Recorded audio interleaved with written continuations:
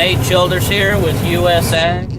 We're hitting 76 on the yield monitor, 73, 72. Cutting some beautiful bean footage here with my buddy down here in Georgia. And there's the house and the field. This is the same field that we flew the drone over a month ago, right when Hurricane Irma was hitting. And man, these beans are looking phenomenal. These are all dry land, and we had a good rainy season, so we're hitting some good yields. And we're pretty happy. Are you happy, man? We're happy. We put 2 applications of C4 and PGS, and separate SureTech herbicide application, right?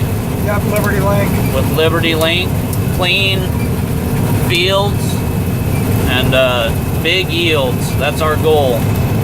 Nate Childers, October 18th, 2017. And I'm wrapping this video up.